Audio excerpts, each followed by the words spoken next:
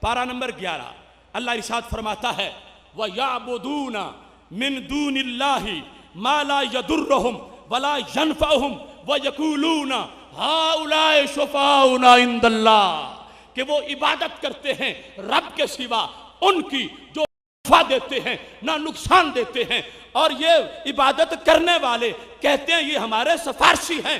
تو میں نے کہا پاگلو، یہ مشرک اس لیے بن گئے ہیں کہ یہ رب کے سوا ان کی عبادت کرتے ہیں، ان کو پوجتے ہیں، ان کی بندگی کرتے ہیں۔ تو ہم نے یہ نہیں کہا کہ واجب الوجود بھی مانے اور معبود بھی مانے تو پھر مشرک بنے، ہم نے تو او کا حرف استعمال کیا ہے، صرف واجب الوجود کو مانے پھر بھی مشرک ہو جائے گا رب کے سوا کسی کو، اور رب کے سوا صرف کسی کو معبود مانے گا پھر بھی مشرک ہو جائے گا۔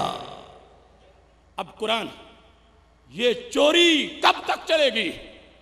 ہم یہ دھاندلی اللہ کے فضل سے نہیں چلنے دیں گے۔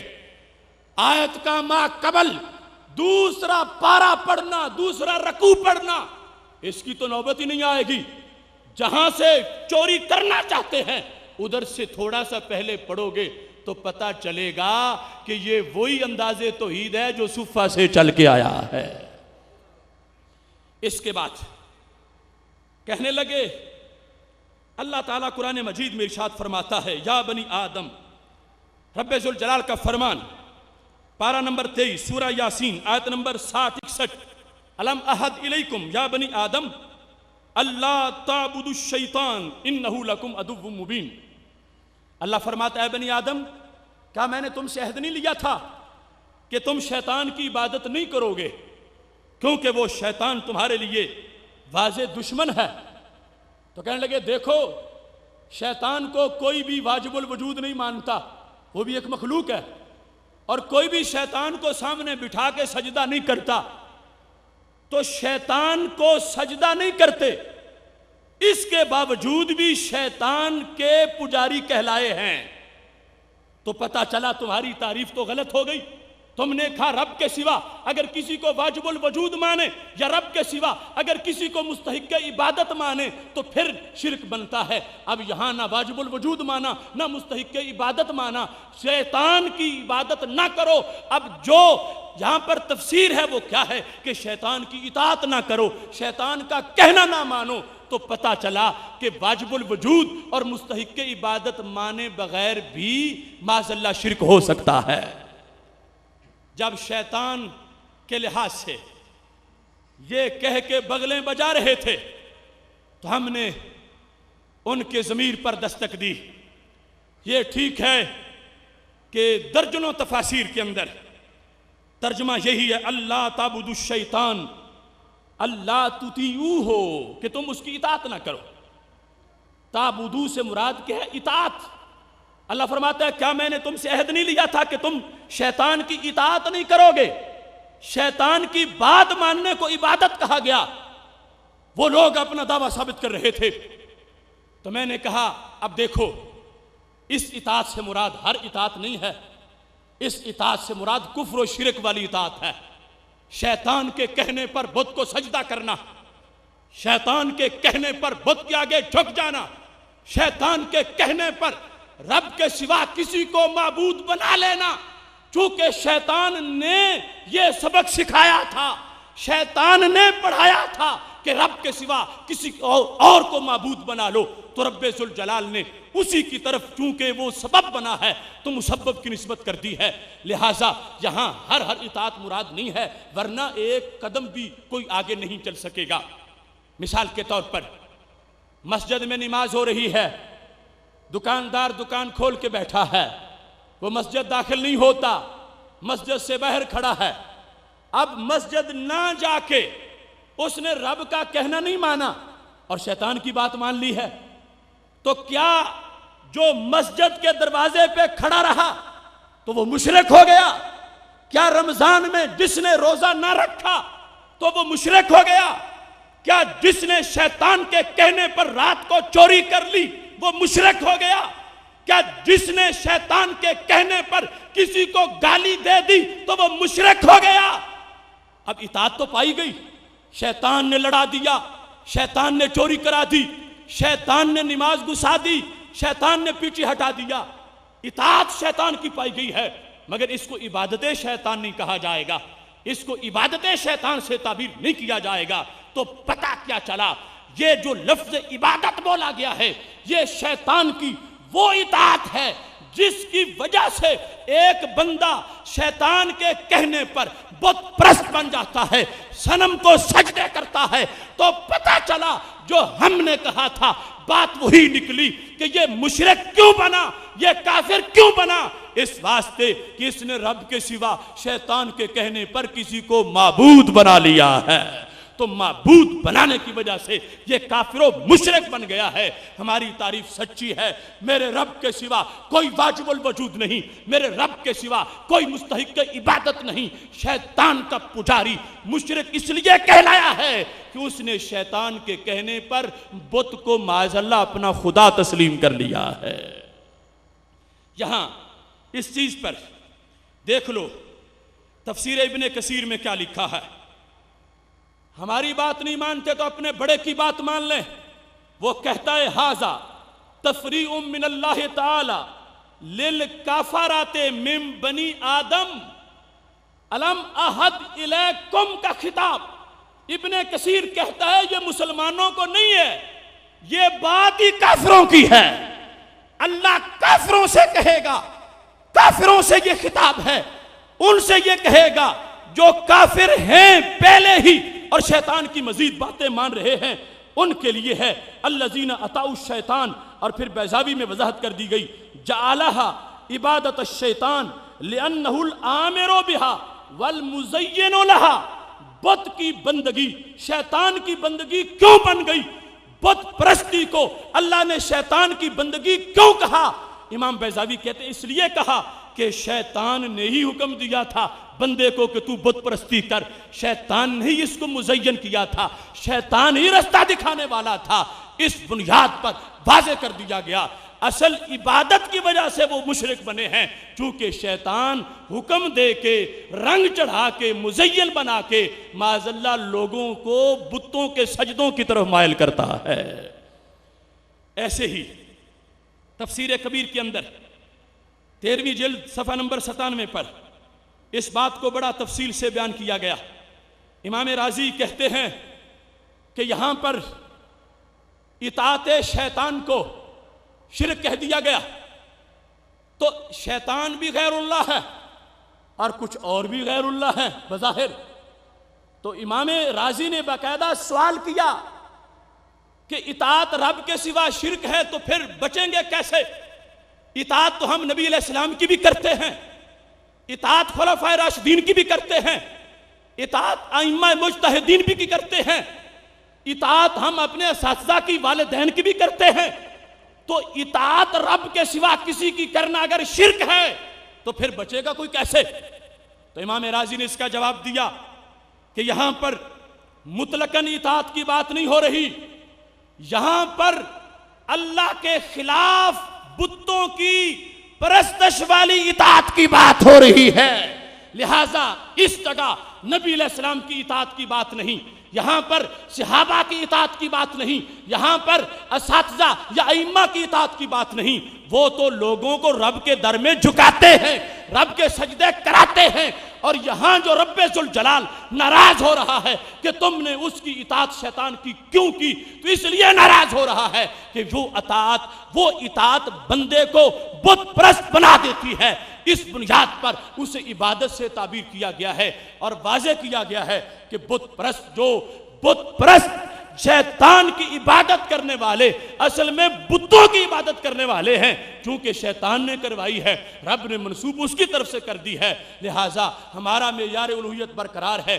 جو شیطان کے پجاری مشرک ہیں تو کس لیے کہ وہ بتوں کو سجدہ کرنے والے ہیں۔ محتشم سامعین حضرات، یہاں اس امر کو واضح کرنے کے لیے جو پیچھے ہم نے عقیدہ توحید سیمینار کے اندر بات پیش کی تھی، اس کے مقابلے میں نے کہا یہ امت توحید ہے اور عظمت توحید یہ ہے۔ اس امت توحید نے آج تک اس پہ پہرا دیا ہے۔ پہلی امتیں بدل جاتی تھیں، بگڑ جاتی تھیں، لوٹ جاتا تھا سب کچھ ان کا، صدیوں میں نہیں سالوں میں بدل جاتے تھے، مگر یہ آخری امت ہے، خیر الامت ہے، اس کے پاس قرآن ہے، نہ اس کا قرآن بدلا ہے نہ خود بدلی ہے، یعنی اصل عقیدہ توحید پر قائم ہے۔ عملی کوتاہی تو آ گئی اور اس کی بات نہیں ہو رہی۔ عقیدہ توحید اصل امت کا قائم ہے، اکا دکا واقعات وہ شاذ ہوتے ہیں، لیکن اصل ہر گلی میں، ہر محلے میں آج بھی پوری امت مسلمہ اپنے حقیقی عقیدہ توحید کے ساتھ قائم ہے۔ اس پر ان لوگوں نے، اب دیکھو ان کی ہماری جنگ کیا ہے، وہ کہتے ہیں یہ امت یہود جیسی ہے، یہ امت عیسائیوں جیسی ہے، جیسے وہ بدل گئے اسے یہ بھی بدل گئی۔ ہم کہتے ہیں نہیں، یہ ہے امت سردار امت، وہ ختم ہو گئے، وہ خراب ہو گئے، لیکن ہمارے نبی علیہ السلام تو آخری نبی بن کے آئے ہیں، آپ کی ختم نبوت کا فیض ہے، ہمیشہ کے لیے توحید برقرار رہے گی۔ آپ نے قرآن کا ذکر کرتے ہوئے فرمایا تھا، بخاری شریف میں ہے، ارجو ان اکون اکثرہم تابعا، جب میرا قرآن ہمیشہ رہے گا تو میرا کلمہ پڑھنے والے بڑھتے رہیں گے، مزید ہوتے رہیں گے، جتنی میری امت ہوگی اتنی سارے نبیوں کی ملا کے کسی کی امت نہیں ہوگی۔ اب ان کی دلیل سنو، حیران رہ جاؤ گے کہ انہیں کس چیز کا کھوج لگانے کے لیے اللہ نے انہیں اس رستے پہ لگایا ہوا ہے۔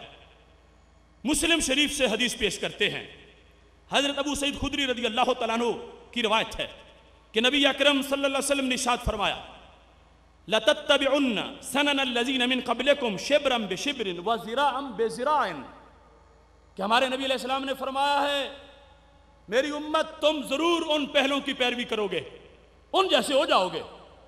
کیسے؟ شبر شبر کے ساتھ، زرا زرا کے ساتھ۔ دوسری حدیث میں حذوًا بالنال بالنال، جیسے ایک جوتا بنانا ہو تو نیچے گتا رکھ کے کاٹا جاتا ہے، آپس میں ایک جیسے ہوتے ہیں، تو جیسے پہلی امتیں تھیں ایسے تم بھی ہو جاؤ گے، ایک جیسے بن جاؤ گے۔